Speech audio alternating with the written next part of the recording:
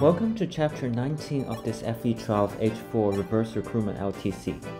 In this map, we need to recruit the Wolf Guards, which is normally a real pain. Specifically, Mars first needs to visit the village in the bottom right corner to recruit Roshia. Then Violent and his group of paladins will appear from the bottom left corner, and Roshia needs to talk to Violent. After that, Violent needs to travel half the map to talk to Sadgar in the top right part of the map. Finally, Sadgar needs to move top left to talk to Wolf. Because of this long recruitment chain, the best turn count for this map in vanilla FE12 is 5 turns with 1 rescue and 1 again, or with 2 rescues. The latter is a strategy that I discovered very recently, and I just posted a video to demonstrate the non-trivial execution. Under reverse recruitment, our Flying Lord Alice can easily visit Roshia's village in turn 2. We will then rescue her back to Seas, and also rescue Roshia to recruit Violent in turn 3. As we will see, the recruitment of Sadgar and Wolf is significantly simplified by the fact that Sadgar is replaced by Catria. So we will be able to clear this map in 3 turns with 2 rescues. Just now we saw the large boolean dropped in chapter 14 and gave Feena another round of drill grounds. She will level up again in this map. We deploy the usual units except that Pala replaces Medea. Medea can actually retire now. We also deploy Zane for the same old reason that he can be a physic target in turn 1.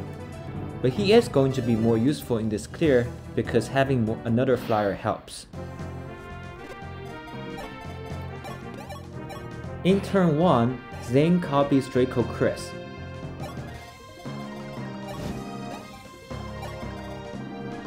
Chris is danced by Feena to full move to the top right corner.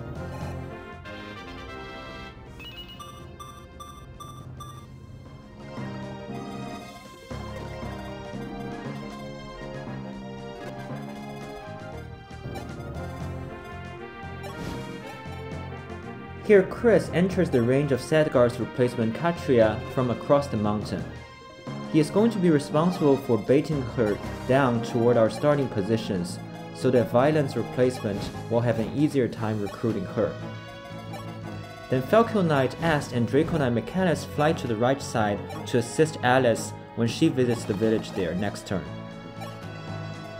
George and Pala move toward top right, where they will meet Catria as well as the group of horsemen following her.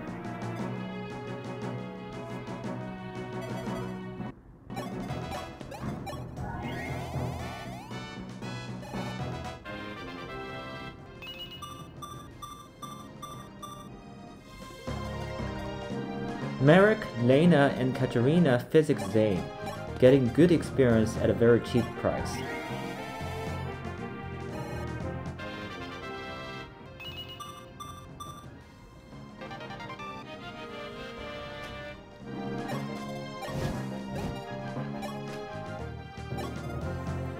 Draco Samson stays nearby because he will be our boss killer.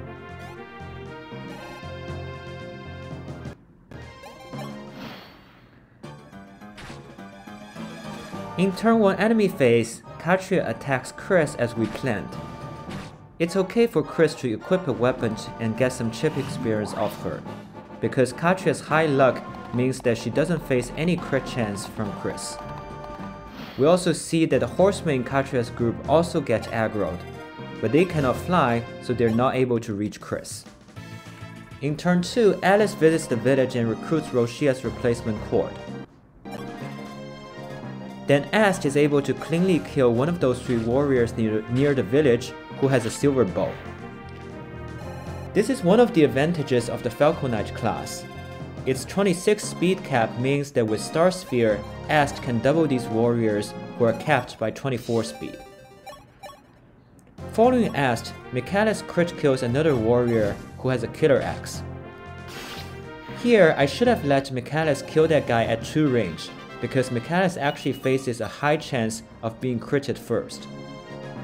Anyways, the mistake was made, but not costly. Near our starting positions, George continues to move up and enters the range of the front horsemen in Catria's group. Pala also moves up and enters the range of another horseman. The first horseman will attack George because there's a higher chance to crit kill him, while the second horseman will attack Pala. Both of them are going to survive these horsemen, but Pala would actually die to Catria, ironically. We'll have to bait Catria down with another weaker unit that she thinks she can kill. Chris, Samson, and Zane got into position for the boss kill next turn. Then Merrick is rescuing Cord to around our starting positions.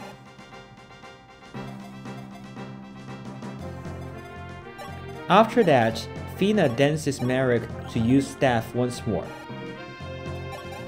This position of Feena is going to be crucial. As we will see, it is just out of the range of those reinforcement paladins that will show up with Violent from the bottom left corner. Lena, who just reached A staff in turn 1, is now able to use Fortify and get more experience. She also enters Catria's range and will be able to bait her down. Catria will think that she can kill Lena with a double attack, but she will fail to take into account Nosferatu. Finally, Cord and Katarina stay out of the range of Catria and also out of the range of the reinforcement paladins.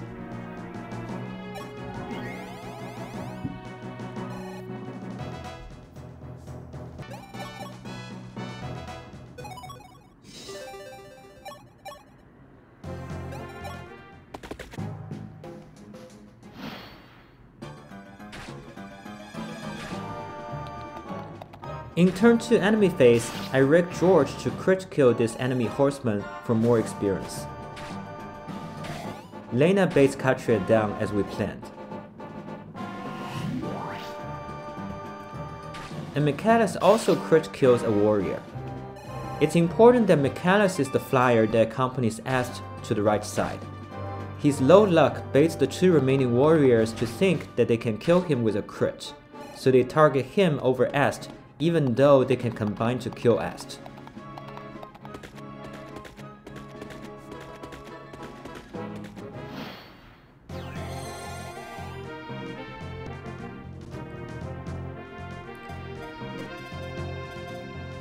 In turn 3, we start by rescuing Alice back from the village to a position that can seize. Merrick crits a paladin and provides a rescue boost for Alice.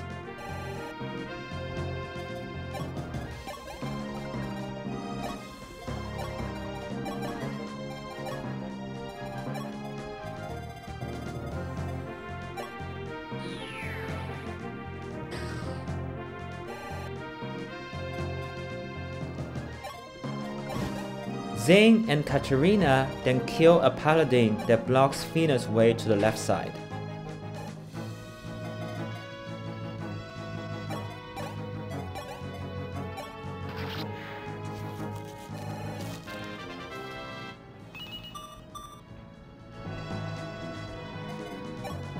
After this, we begin the recruitment chain. Cord talks to Violence replacement Warren,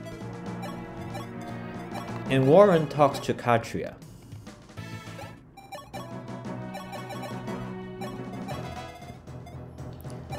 Catria moves to the leftmost position that can be danced by Feena, and after the dance, she's going to full move upwards.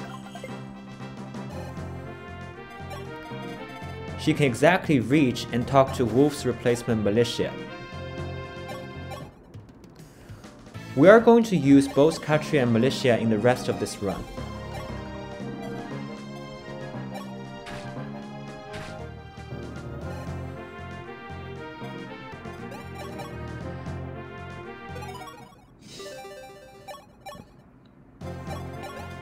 Militia receives a Thoron Tome from Catria and crit kills the bishop who drops a manned staff.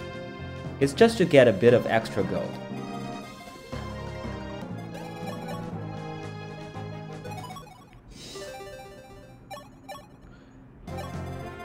Then Chris crit kills the general below the boss.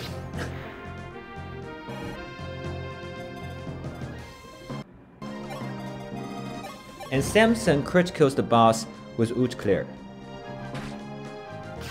It's worth mentioning that under reverse recruitment, we don't get any hammer unless we buy it in Chapter 11 secret shop. But I was stingy, so I didn't buy any. Alice can now seize, but let's do some cleanup before that. Ast kills the remaining warrior near the village and gets a level up.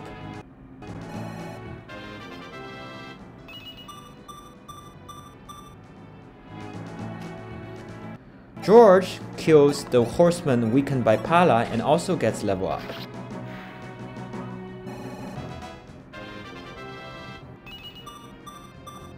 With Rainbow Potion, he already caps defense as horseman and is only 1 strength away from the cap. Things are going pretty well for him. Then Pala moves up to crit kill the thief that drops a silver sword.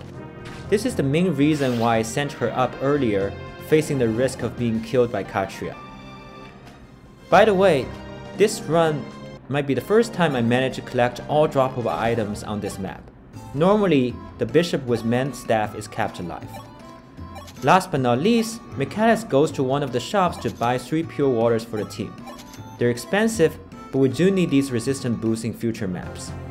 After all, not everyone gets the luxury of having a bow and using Parthia. Anyways, that's Chapter 19 cleared in 3 turns with 2 rescues. See you next time for something special.